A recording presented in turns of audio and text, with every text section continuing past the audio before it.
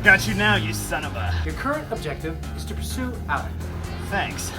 But I already know what my current objective is. Your current objective is to pursue Alec.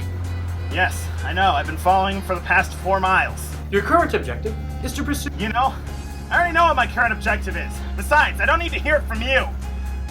If you could just shut up and let me do my job, it'd go a whole lot smoother. Thank you.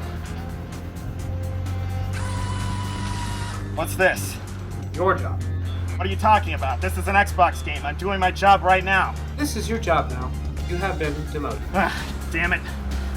I hate Xbox.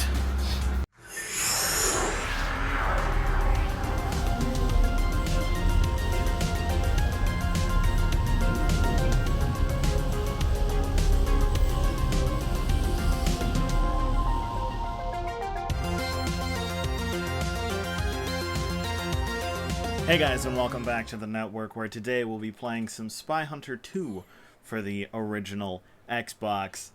Now, SpyHunter 2 released back in about 2001, 2002, or around there. It's basically, you are in a James Bond car, and you have some missions to do, and yeah, it's basically James Bond simulator, if you get my drift. Yeah, I don't know. This series as a whole took quite a long time to get set up, and you know, it was quite a story. A lot of heartache, a lot of frustrations. So basically, seeing as SpyHunter 2 is an original Xbox game, I needed to avoid the barriers. But yeah, seeing as SpyHunter 2 is an original Xbox game, it runs in 480p. And in order to get it into widescreen, I had to do some stuff with Media Encoder. And basically, through my tests, it would have a 70-hour plus render time, which was beautiful. Real beautiful. Yeah, so to alleviate that, I was like looking at the list of backwards compatible original Xbox games that are on the 360, and SpyHunter 2 was one of them. So I had to set up a 360. Now, my 360 was working good. However, the power supply, or the AC adapter for it, ended up being kind of shoddy. And so it would turn off randomly. So, you know, not the best thing for gameplay recording, because you never know if and when it's going to, you know, go off. So I had a friend of mine's 360 that was modded, who I was working on the disk drive to try to get that up and running. And he was basically like, all right, don't attach the hard drive, you know, because that's where all the modded files are, and don't want you messing anything up. So I was like, all right, fair enough. I'll just work on the disk drive. What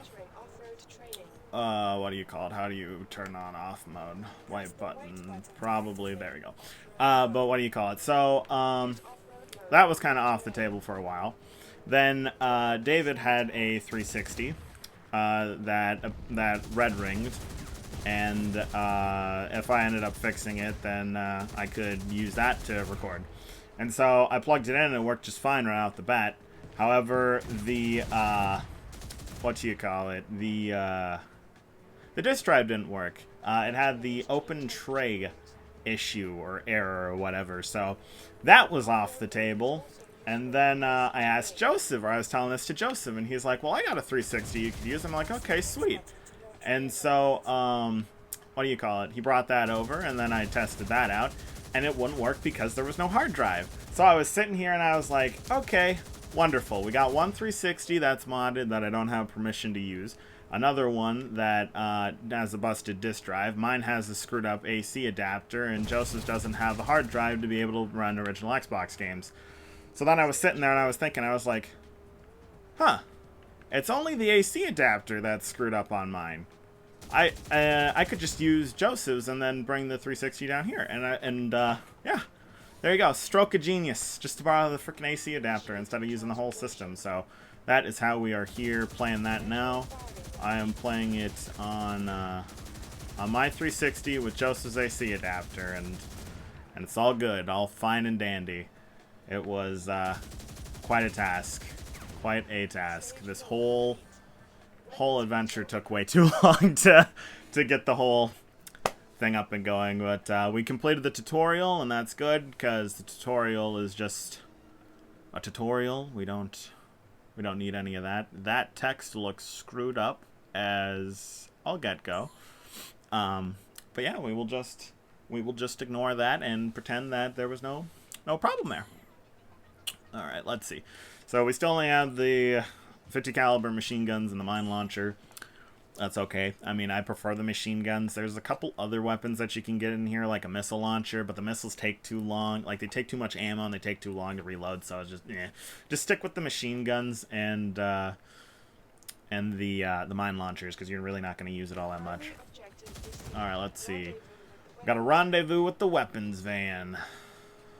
But yeah, I mean, SpyHunter 2, or SpyHunter in general, is a pretty cool concept. Originally, it was an arcade game, where it was like a top-down, I guess, driving game. I mean, there were enemies that you could fight, but the primary goal was just to go as far as you could, get a high score, you know, like general arcade games of the 1980s and whatnot. This is a sequel to the remake, because this is SpyHunter 2, so it kind of gets confusing. So you have SpyHunter, which is an arcade game that came out in the 80s. Then you have SpyHunter 2, which is a sequel to that arcade game. And then in the early 2000s, you got a 3D like reimagine called SpyHunter. And then you ended up getting the sequel to that game, which is this game, being SpyHunter 2. So there's technically 2 SpyHunter 2s and 2 SpyHunters. But yeah, this one I feel is a lot better than the top-down ones. The top-down ones are okay. I prefer the back-end, like, you know, GTA-style driving controls. I mean, albeit that the driving controls are not GTA standards, because you have to hold A to accelerate, but, you know, that's besides the point. Still fun game. You get to live your dreams of driving a James Bond car, I guess, other than in the James Bond games, because you know, they got driving sections in that as well. But yeah, if I forget exactly what the hell to do or what to push, because you know, this is I'm playing it on a 360 controller, so like, there are no white and black buttons, and so the white and black buttons that were on the original Xbox controller are the what do you call it? The left and right bumpers that are on the 360 controller. So if I end up derping out because I can't remember what the hell is what, that is why. I've not really played a lot of backwards compatibility on the 360.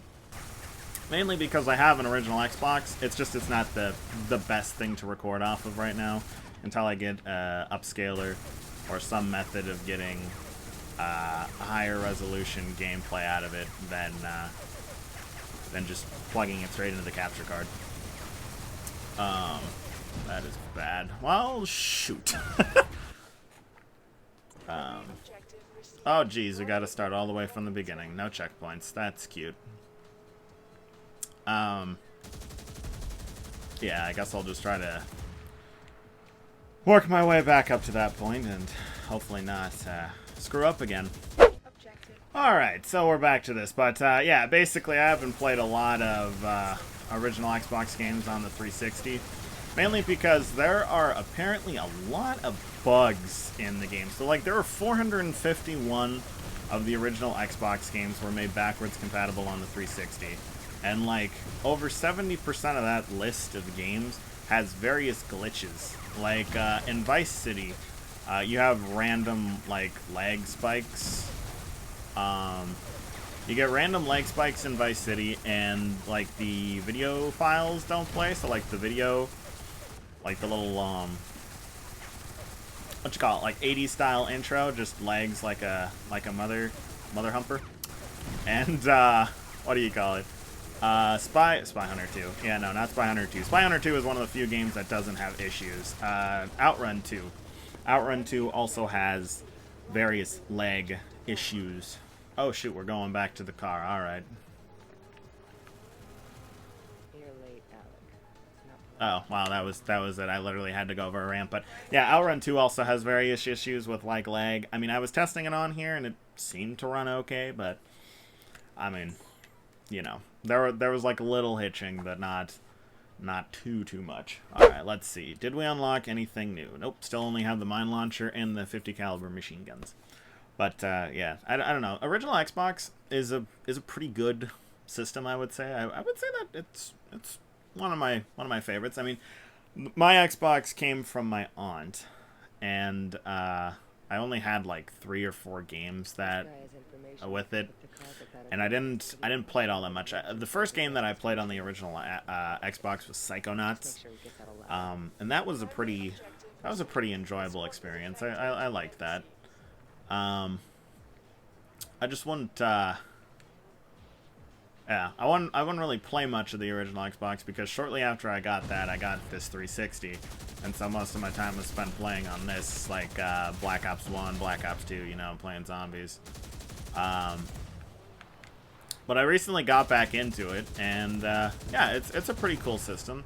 I mean, original Xbox is definitely a system to like collect for now because the games are incredibly cheap for it. Like I initially had about 4 Xbox games, and I managed to get up to 32 without spending more than like $50. It's a really cheap system right now. But you know, that could change by the time that this video comes out. You know, original Xbox could be like in high demand, and then you know, dated the video. Have to spend, you know, 50 some odd dollars to get a copy of Sega GT 2002. Yeah. But yeah, I mean, definitely going from the modern setup of games where it's mainly focused around microtransactions and like DLC updates to going back to like original Xbox where you kind of have the game and that everything in the game is there. It's a breath of fresh air, you know, really, because like games today have been so focused around playtime, where it's just they design it in such a way where it's just made to soak up your time. Like at one point it just stops being enjoyable and it just becomes a grind where it's like, okay, I gotta play this game for X amount of hours because if I don't do it for this many hours, then I just can't, you know, get whatever it is that it is, because most of these things are like timed exclusives. But you know, going back and playing on this stuff, it's like, okay, yeah, alright, I can spend my time, you know, exploring the map and whatnot. I don't really have to worry about any microtransactions or anything of those sorts, which is pretty nice. Breath of fresh air, as I said. Now we have to try to blow up this weapons van with these mini mines. Mini mines. Just mines. Just mines. Or a mega mind. I don't know. Alright. I don't know why that van was already smoking, but that's cool. I don't really know what I'm supposed to be doing. I don't know if I'm supposed to be, because it told me to like boost past the armored weapons van, but I'm wondering if I actually have to like blow it up or if that's just a optional thing. Alright, looks like we gotta go over this way.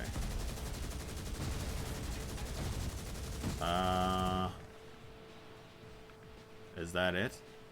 Are we good? Did we win? Is this it? There's something coming up behind me. Someone trying to snatch my stuff. Okay. Looks like we did that. Now we just have to go and defend this plane. Make sure that it doesn't get blown up by all these little Russians or Chinese or Koreans or whatever the hell they are. I'm actually not that sure. I haven't really paid that much attention to the story of SpyHunter.